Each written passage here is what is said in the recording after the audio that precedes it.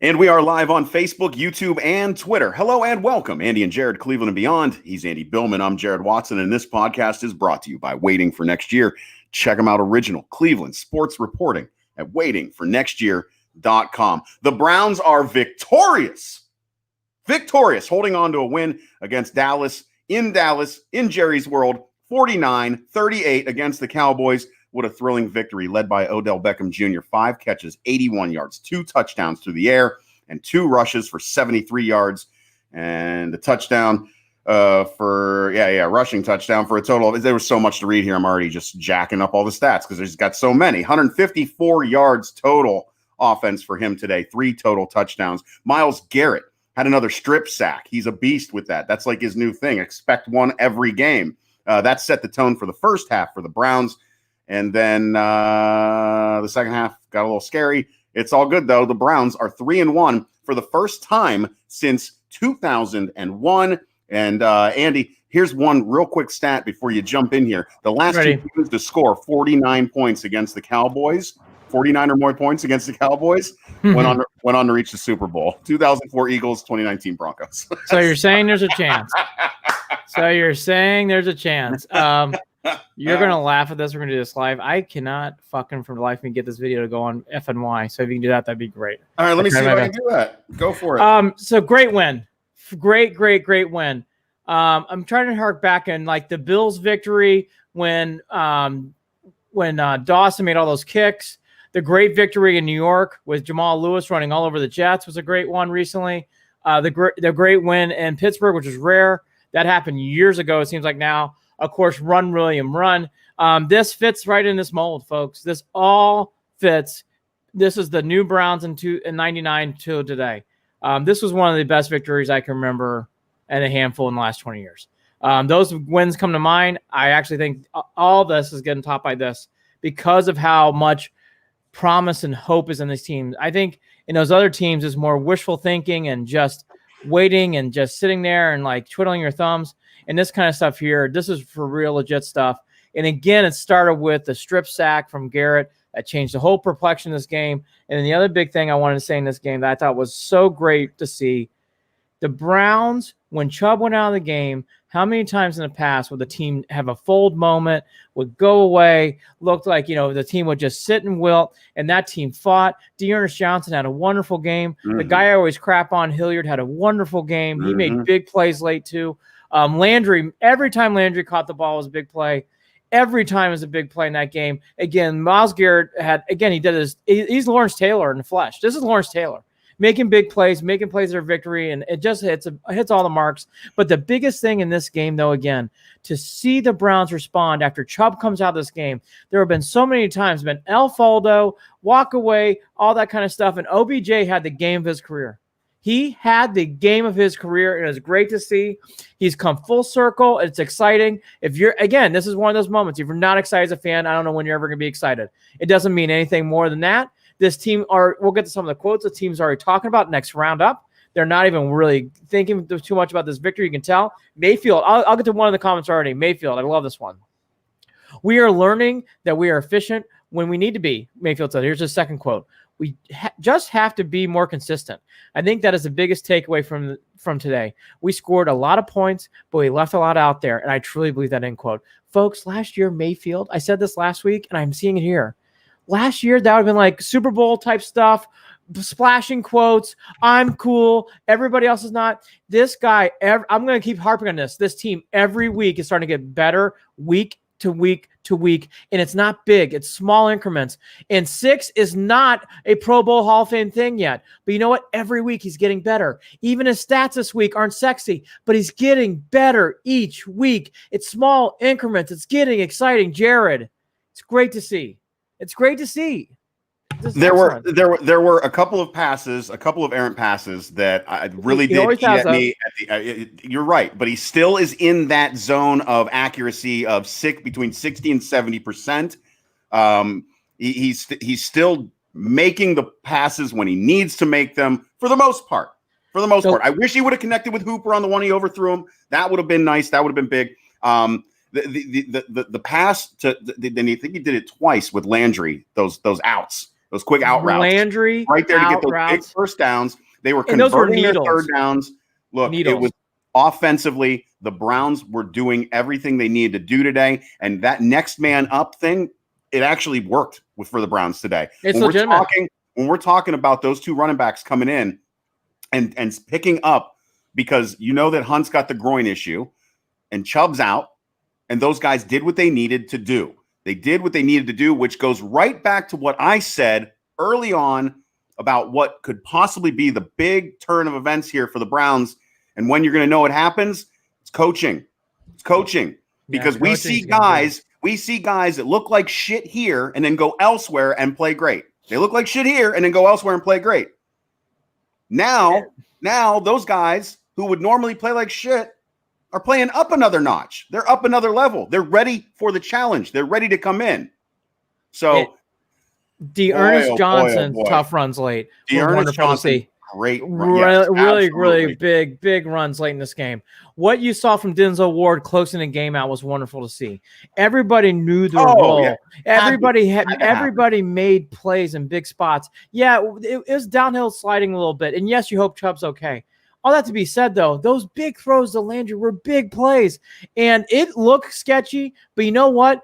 It's working because I agree with Jared. Stefanski has these guys' mentality to win. Last year on that flip play, last year on that flip play, Beckham would have fumbled it and the ball would have been back to Cowboys or something would have weird happened. Instead, he got out of that tackle and he ran right up the field because everybody was in position to block. Everybody was right there. He saw the line, boom, touchdown. The Browns, this feels different. Now, it's only 4 games in, but this feels different. And I can't state this enough. Everything is small, and I think that's great. It's not big leaps. It isn't like 1 week they play bad, and the next week they play wonderful, which is, God, if you listen to this show the last 2.5 years, one day's bad, one day's good. One day's bad, fucked up, hell, here we go, back, here we go. No consistency. It's every week it's getting smallly better, and I can't state this enough. I'm going to hammer this home. The D'Ernest Johnson, Dontrell Hilliard, and how they ran was great to see. Great to see. The little things that could have gone wrong and which normally would have gone wrong. The 2-point conversion, that is not something that would have ever happened in the past with the Browns. Yep. They stayed focused. They took care of it, recognized Dallas put their hands on the ball, took that ball in, got their 2 points. Perfect. When it was all the way down to 3, they kicked it all the way back up to 11. Thank God for that. And let's say this too. The kicking today outside of that block, which he was offsides anyways, Parkey's so much better. We gotta say Parkey looks good. Oh no, Parkey. He's drilling them. Drilling them. Parkey is light years above Siebert. Yeah. Life years. And we call Seibert, not Siebert, whatever the fuck his name is. Seibert. And by the way, watch, he'll kick well somewhere too. That's what always fucking happens to this team. But all that to be said, Parkey is light years better than Seibert right now. It's not even close. They're not even in the same solar system. The biggest thing too in this game, how many times in games like this, the Browns get a turnover, they get a field goal. The Browns get a turnover, and they go 3 and out. The Browns get turnovers, they get 14 points, and then they lock down the game. The Browns' turnovers are creating points, are locking the game down. And again, I want to hammer this throughout the whole podcast. Nick Chubb, when that injury happened in past years of this team, it would have been El Faldo. Browns would have been wetting their pants. Everything, black cloud, the gray cloud, everything would have folded up, and the Browns would have really not been able to do anything. The Browns shook it off like nothing. Went right down the field and score. And you know what? In the defense who had trouble times in that middle period between the strip sack and all the way up to the Parkey field goal, they held their own. They did enough. And I know Dak Prescott's numbers were unbelievable, and we'll get to some of the things on defense they still need to work on. Yards after the catch is a big one. Yards after the catch is the biggest Achilles heel on this team. But okay, all that to be said, though, again, I made this comment on Friday, and I was right. Zeke Elliott did not make an impact in this game of the ground, and the Browns won. And that was the biggest difference in this game. And speaking of Zeke, we had a takeaway from Zeke. The Browns won the turnover battle today again. 3 turnovers. So, Andy, I don't know how you can complain about this. 3 turnovers. Sendejo made up for what looked like was his mistakes getting beat deep. Confusion. Yeah, no, it's still a problem. It is still such a problem. It's driving me up a wall. But Yeah, there's two I wanted players. to talk. I wanted to talk real quickly though, just at the big plays. It was a lot of big plays. You're talking about Dearness Johnson with 28-yard longest run. Odell Beckham Jr. 50-yard longest run. 14-yard long run for Kareem Hunt. Nick Chubb with a 21-yard run, and even Dontrell Hilliard had a 10-yard run. Those are all big chunks. Every single one of those guys, big chunks. Putting dents, just beating up on that Dallas defense that could not stop the Browns from running the ball all day, however they wanted to. The only issue was those 3 and outs late started to make me a little nervous. It was Dallas. Oh boy, Dallas is a very good offense, and they're quick. I want to say one thing about that. Okay, Yeah. let's go down the road. Dan Monis on Facebook commented, missed a wide open Odell at the end of the game. And that was the pace of Mayfield. Yeah. Now, there's twofold on this. One, he did. And Mayfield's been doing that at times. Yes, there's an absolutely a big spot. Again, that was a big spot. But here's the other thing. That was the only thing in this game from Stefanski. Run the ball there. Make him use their timeout. Run the ball. I don't understand that play call there. That is a tough play. That is a big-time, nerve-wracking play. And again, small increments with Mayfield. I don't understand why you had to throw the ball there that late. I don't want to nitpick that too much as they won the game. But my feeling was he did miss it. He did, and he was open. But why are we throwing that ball late on third and medium? Why don't we just hand the ball off? Make him use a timeout. That was a mistake. I'm sorry, that was a mistake. I don't want to harp on that, or it. again, in positions like that, go to what's been working. Find Landry on an out to the sideline. Again, the problem there for me, yes, Mayfield missed him. The problem for me is why are we throwing the ball in that spot and not playing third and medium when we've been running the ball and doing very well with that? Even if they get stopped, they're using a timeout there. That's the purpose there. Now, late in the game, Dallas came back. I knew that was going to happen. This is becoming the new, not just the NBA, the new NFL thing. You're up big and the team comes back. So I was expecting that. The Browns, for the most part, I was okay with up until that play, actually, which I actually thought it wasn't the right play call. Here's the reason why I'm okay with it. The Browns, majority of the time, were running the ball and trying to milk the clock. They were trying to milk the clock. And again, now to the one eye-opening thing that is across the league, but the Browns have it is not just an Achilles heel. It is a huge canyon problem. The Browns tackling and yards after the catch is atrocious. It is not getting better. It's gotten worse. And I mean, and that is why teams like the Cowboys, teams like the Bengals, teams like the Redskins are throwing the ball so much because the Brown. And by the way, in this game was the first time there were more downfield throws, but even in this game, a lot of it was 3 yards turning into 13, 3 yards turning into 20. Yeah. I mean, that happened a lot. Missed tackles, guys sliding down a guy and letting it go. The other area I think that helped the Browns today too was you can tell, again, coaching staff. All the praise goes to the coaching staff over Great this. Game. They are absolutely locked in. They are not getting the penalties that they used to get either. And Dallas made some huge mistakes when it comes to those penalties. A lot of mental errors. And I'll tell you that, and again, I will personal foul on a third down, gave him a first down when I think it would have huge been 3rd and 15. Huge in the beginning of the second half. That penalty kept that drive alive. The face mask kept that drive grooving. And again, there are so many instances in that time period when the game was 14-7 Cowboys to 41. By the way, 14-7 Cowboys to 41-14. The Browns went on a 34-0 run. I mean, that's amazing. It's so exciting. So great to see. The Browns went on a 34-0 run in this game. In this game, they went on a 34-0 run. And you could feel the momentum building. And we crushed them, so I'm not going to crush them anymore. The Browns, once again, almost ran 60. I got to do the math, and I'll do it on Friday. 60% to 40% from run on the air. This is a running team, even with Chubb out. Run the ball. They keep running the ball. That's part of the reason why the Cowboys got back in this game. Some of it was because they're tackling too. Denzel Ward had a nice game. You know what? I want to take a couple minutes here.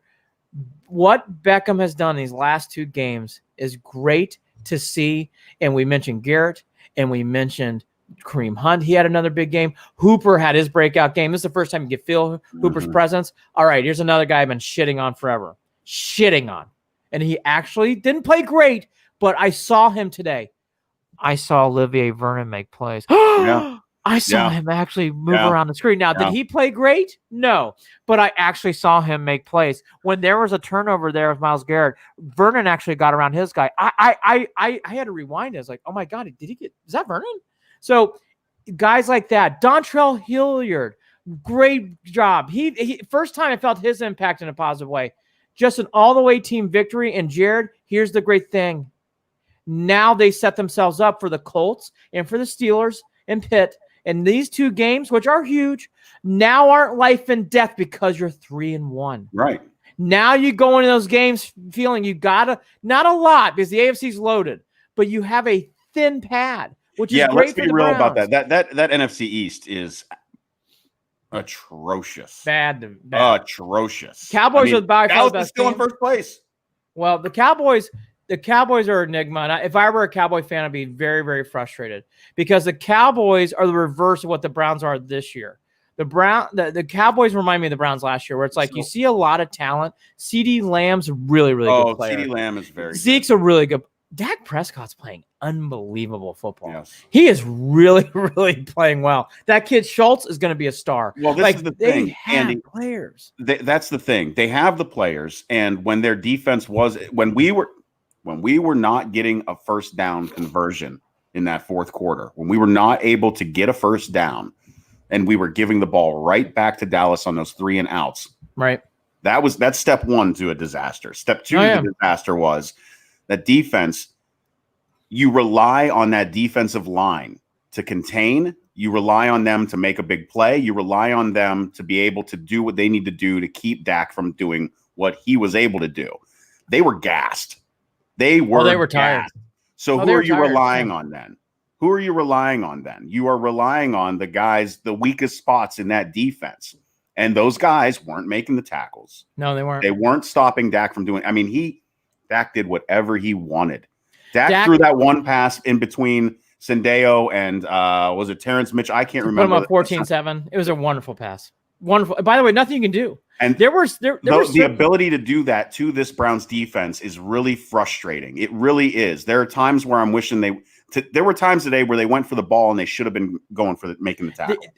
The only thing I will give fairness to Browns defense, Dak Prescott and Joe Burrow, not the other two, but Dak and Joe Burrow, and obviously Lamar at times.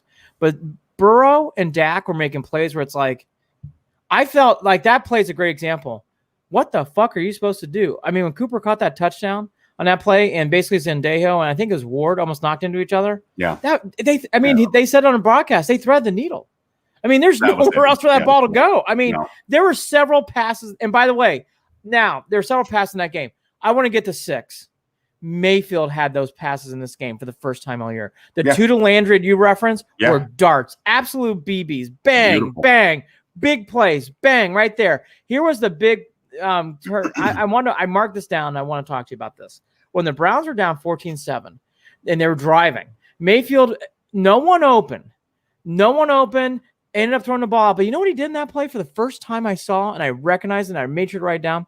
He stayed in the pocket. Yeah. He didn't flush out. He took a deep breath, and he said, I don't have it here, but I'm going to throw it away. The next play, he rolls out, bam, Landry, big play, and then Mayfield play action pass to OBJ. He's a touch better. He's still not stepping up in the pocket like he should. He does. But it is.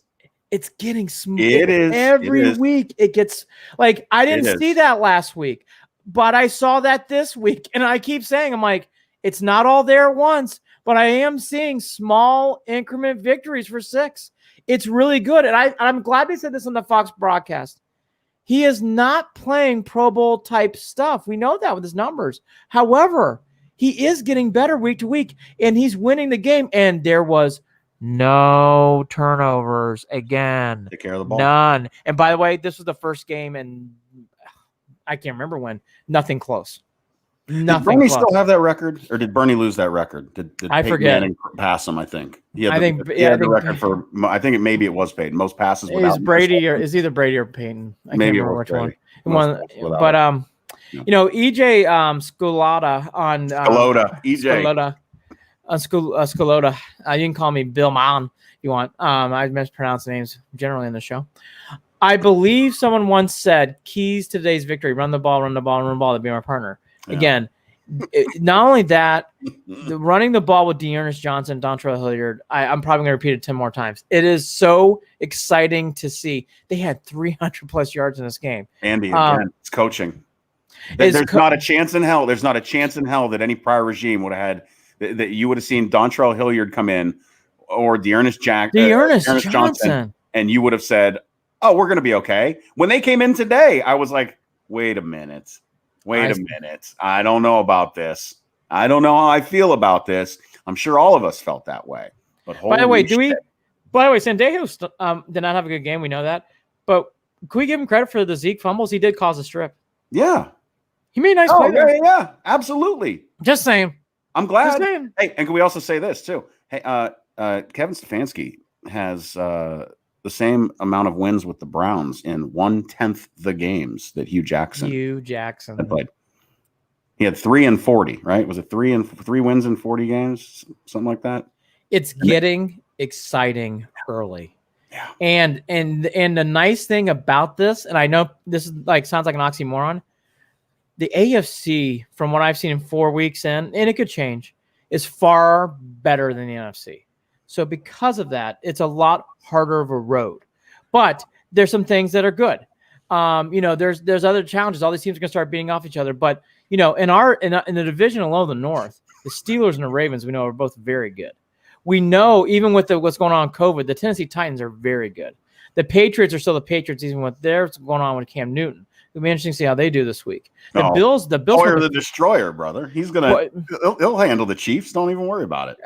The Bills went to 4-0, and the Chiefs are the Chiefs. So the AFC is very compacted, but the Browns are sniffing it, and they're right there. And here's why I bring this up. In this year, it could not be another 2-2, 2-4 kind of things. I don't think you can survive that. Well, and that's big. You're right. Big. Survive it, correct. I honestly expected 2-2. You know that. I expected to go 3-5. And now we're on the path where we go 4-4 in the first 8 games. Maybe 5-3.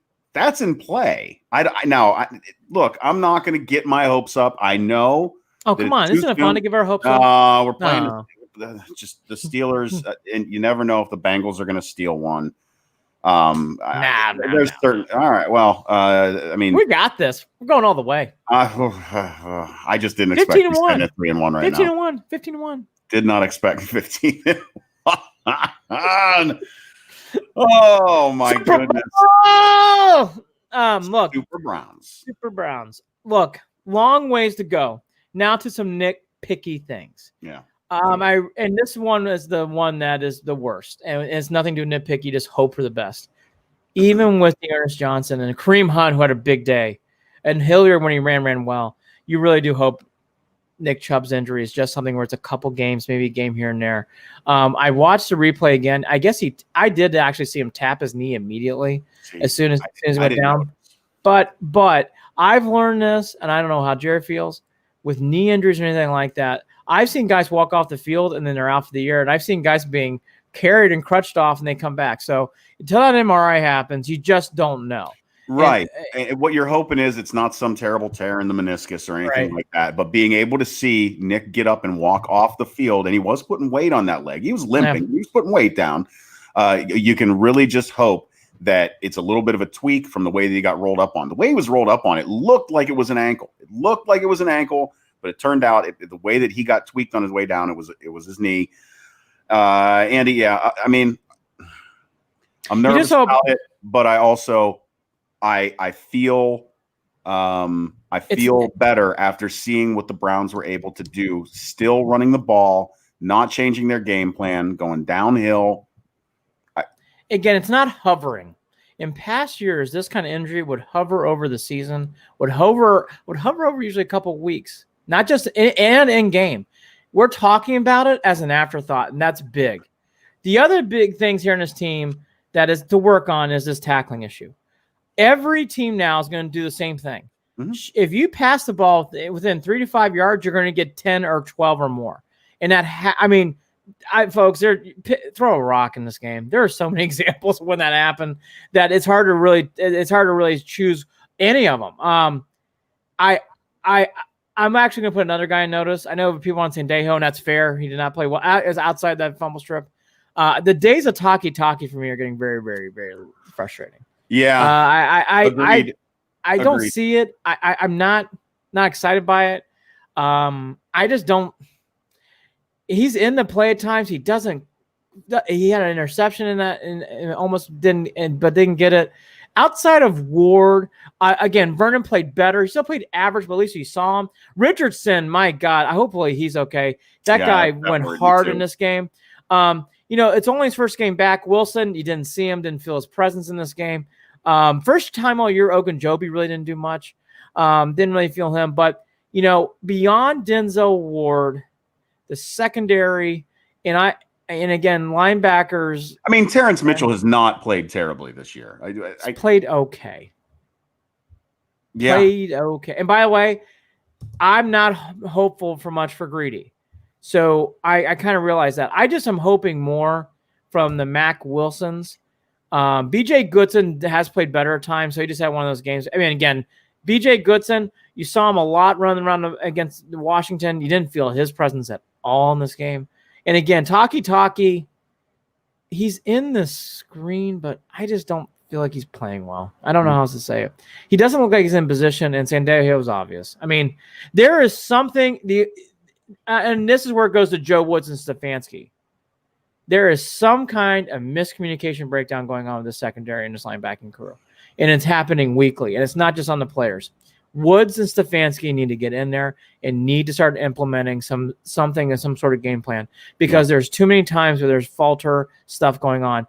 And in the Cowboys case, he didn't even see where Burrow, but he saw today at Dak. They hit some big plays for 20-plus yards because they just had no fucking clue. And then at one touchdown, Sandejo thought he was getting safety help. He didn't.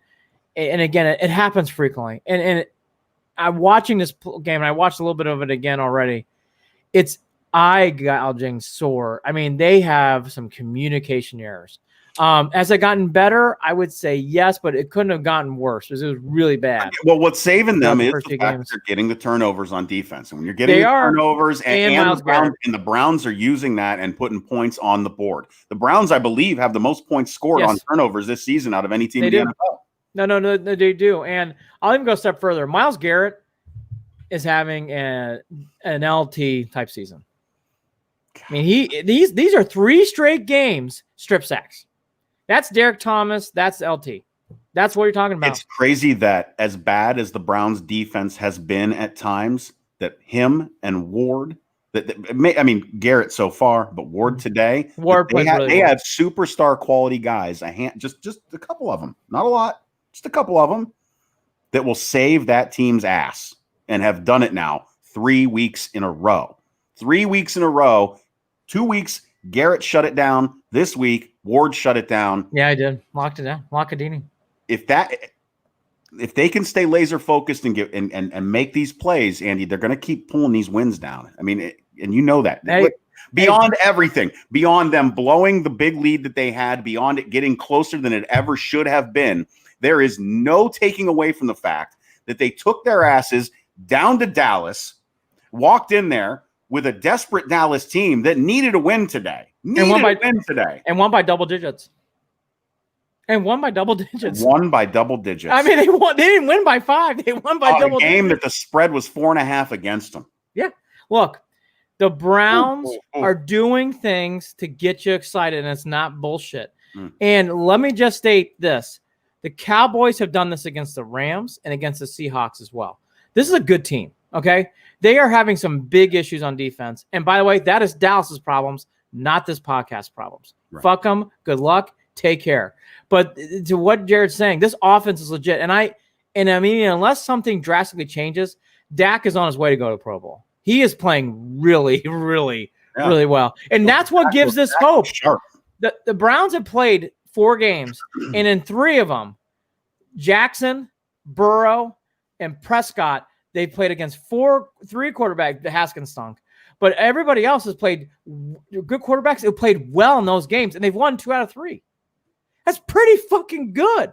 It isn't like these are sloppy wins. These are wins where it's like, again, I know they gave up some lead, but you got to – the Seahawks couldn't stop them either.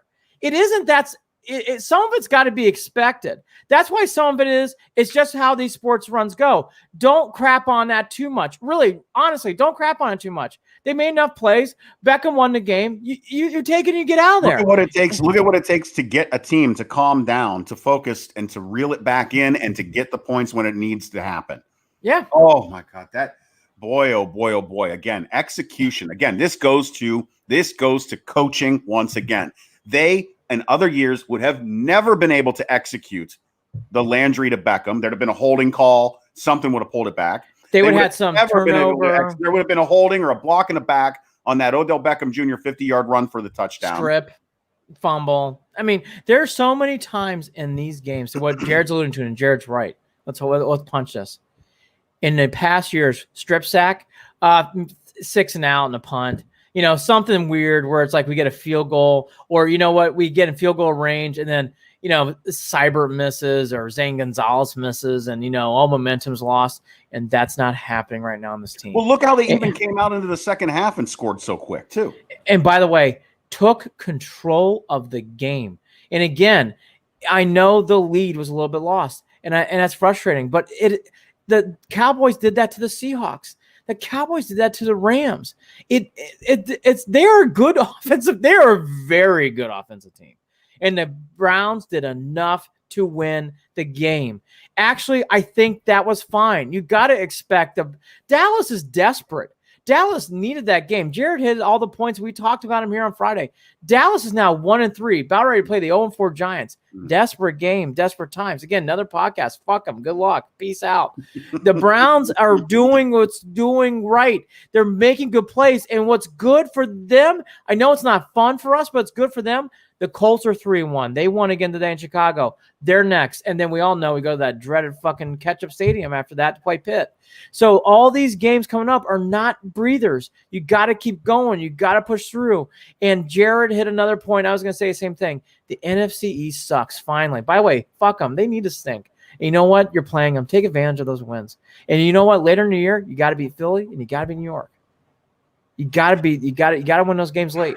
And those two games being held in December now in New Jersey are really, really looking good. It's almost like the Pirates for the Indians late in the year. You have 2 games in December, sandwiched between big home games with the Ravens, and you finish out with the Steelers. But you have 2 games in New Jersey that, yes, it's still New Jersey. It's on the road. You never know. But, you know, as it goes on, it feels kind of like the Pittsburgh thing where it's like you have 2 games in your back pocket that you can put in there to win late. Well, you need them. You're probably going to need to go 3-1. You're probably going to need to go 3-1 to finish out the season. The way the AFC is going, and by the way, the biggest thing in this whole season, I don't want to go down this road, seeing what's going on in Tennessee and knowing we know from baseball, the COVID thing's in the air too. So the Browns need to keep staying clean and keep staying healthy. Yeah. And I wish all the best to the Titans, all the best to the Patriots. All these teams are going through things that could happen at any time to any club. We all know that. Yep. But the Browns haven't done that yet, and that's good.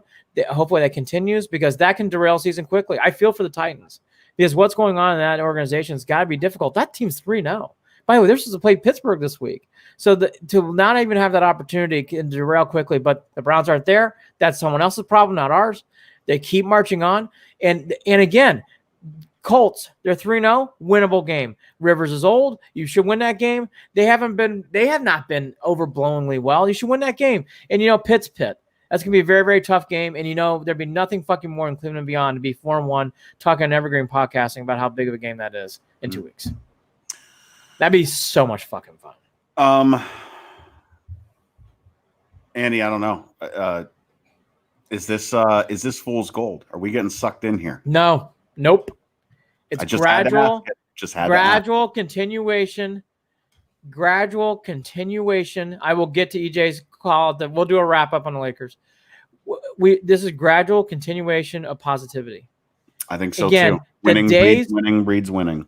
The days of when one game's bad, one game's great, sloppy here. And by the way, we've been living that forever. That's not the 2020 Browns. No. They gradually get better, and this is not fool's gold. Myles Garrett is up for the Defensive Player of the Year award. Right now, if Chubb's healthy and Kareem Hunt, this is the best running game. The Browns offensive line has the best offensive line in probably the NFL. And statistics will tell you that. When you're running the ball 60% of the time in 2020 NFL, it tells you everything you need to know. They are doing things where when they get turnovers, they score touchdowns. None of this is bullshit. Denzel Ward is a Pro Bowler. Myles Garrett is a Pro Bowler. OBJ is a Pro Bowler. Landry, even with his things being down, Pro Bowler. You saw Hooper you felt Hooper's presence. If they keep doing that, he's going to be in the Pro Bowler. And you know what? Baker Mayfield may even make the Pro Bowl too if he continues to play like this. You know why? He keeps winning games. Keeps winning games. He's going to keep getting better and better and better. And again, here we are. Sacks and yards lost. 2 sacks and 1 yard loss. Is that what we were looking at with Baker today? Yep, and that was on a play where he ran down and scrambled out. That one, yeah, and so exactly that was a gimme sack right there. But three sacks on Dak today for 21 yards lost. Again, you just look at every category today with those Browns. You look at every category, especially time of possession. They were able to, even with allowing Dak to run down the field, the Browns still were the ones who controlled the clock for a majority of that game, and they ran it out at the end. So. 5 penalties, 40 yards. You mentioned that. Let's mention that again. 5 penalties, 40 yards. My God, these are the same Browns. Isn't that crazy? Red zone, 4 out of 5, and one of those was a field goal to end the half. And I was fine with that. I know that there were some questions on they could have managed the clock a little bit better. No, they got their three. They got their sure thing. The 3 points. Who said that? Who said that? The announcers. The announcers. Oh well, they were lost. There, but we are Fox Sports kind of. Well, we are then. I'm speaking for them. We are wrong. That drive in the first half was I thought it was controlled, set the tempo, and then to flip the script, they got the ball and they scored right back. They went right down the field and scored. Cherry on top. The Browns are in such a good driving position, and again, I said this 2 weeks ago. I'm going to say it again. If they have the ball and they are up late, they can run the ball right down your fucking throat. And the thing I'll compare it to, it's a different sport. It reminds me of the Kansas City Royals 2015, where it's like as soon as you got the lead and it's above the 6th inning, you just give it over to those guys and they come in the bullpen, sweep up. Right now for the Browns, if you got the ball, if you got the lead late, you just go, all right, here you go, Kareem Hunt, Dearness Johnson, hopefully Nick Chubb, and take the ball and run it out. And when you have that ability and you know you got that, you can do a lot. I just can't say that enough. Again, one more nitpicky thing. I know Mr. Monas made that a point, but I'll say it again. The Odell Beckham play to Mayfield was not the right play call, in my opinion. I know Mayfield missed it. He still could have hit it in that position. Just run the ball, make them use their last timeout, and get the hell out of Dodge. Get the hell out of Dodge. That's the only thing on nitpick. Yards after the catch and tackling is still an eyesore of eyesores. I agree with everyone. Sandejo needs to go outside that one strip play. The communication on defense is atrocious. Taki, I'm long on the tooth on him already. He's wearing me out. But again, there's so many positive things. That's for a different day. That'll be for Friday's show. This was one of the Jets victory of Jamal Lewis. Run, William, run. The Pittsburgh win from years and years ago seems like now. Those are the kind of wins. Like this is that kind of win. Yeah, the Buffalo game with Dawson. That's that kind of win today. Listen, guys, that kind of win. For all you folks that listen to that are 30 years and younger, this is new for you. This is not something that you even have ever witnessed when it comes to the Cleveland Browns. It's not something that you have understood that the Browns. You've never seen it. It's not something that you understand, and I get it. But boy, oh boy, soak it in and enjoy it, because I can tell you right now, compared to the last 20 years, we are in a better position than we have ever been in, period. There is no question and no argument right now. None. Stefanski was the right move. We were all bitching because we didn't pick up McCarthy. We're all bitching about it. We wanted McCarthy. We still want McCarthy. 1-3. We still want McCarthy. And by the way, the Cowboys have a lot of talented players. I mean, that is still want McCarthy. That's a rough 1-3. That's all. Did ownership still screw that one up? I don't think so. I think Stefanski, Andrew Berry, Paul DePodesta, and Stefanski have done a wonderful job. My only little note to them, outside of keeping Six and maintaining him and growing him, Stefanski does need to get over there and go into that defensive huddle and talk to Joe Woods and help that defense out. If you're really talking down the road, because the Browns have the nameplate talent to win big, but they have to tackle better. They're going to need to do a much better job in the secondary. That day's not today. That day's coming. I can feel it. but it's not today. Yeah, let's put it to bed. Browns big today. Big win in Dallas. Huge. Holy shit. This I'm going to sleep like a baby, and most of you are going to listen to this on Monday. We're doing it right here on Sunday night. You're going to wake up Monday. You're feeling good. We're doing Sunday nights again. Podcast, and hallelujah. Holy shit. Where's the Tylenol? What a fucking game, brother.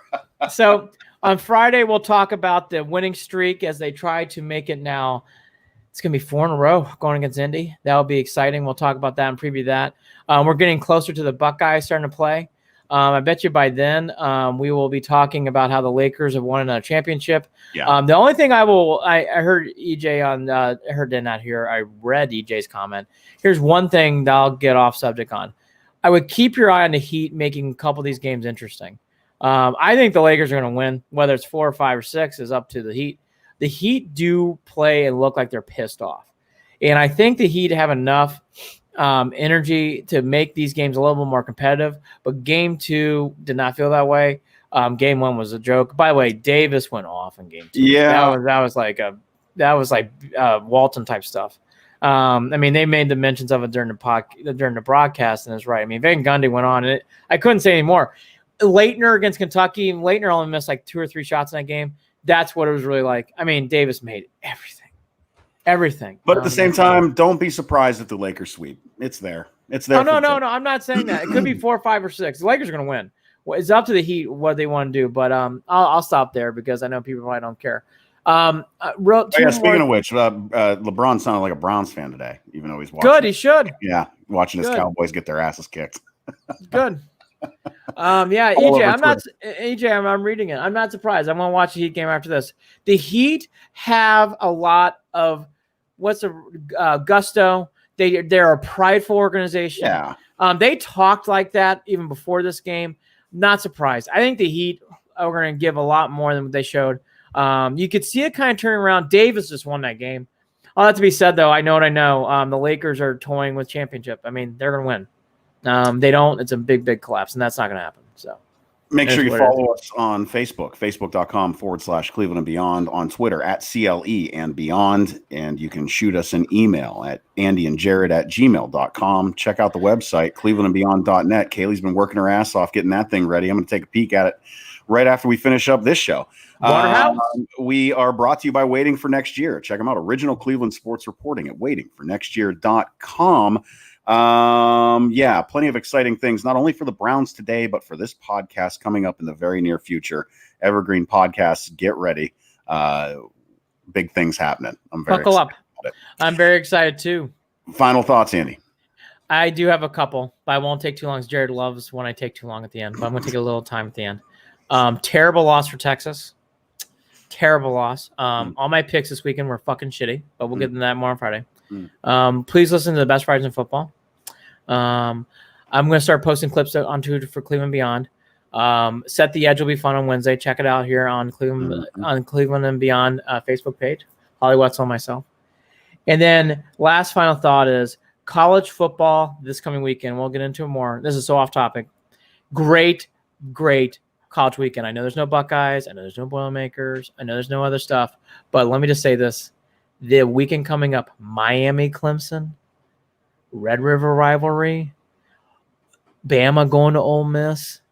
It's a fun. I'm missing a couple other games in there that are huge. It's a big college football weekend. Huge. If it's the first time you can feel October. I'm waiting on the Buckeyes.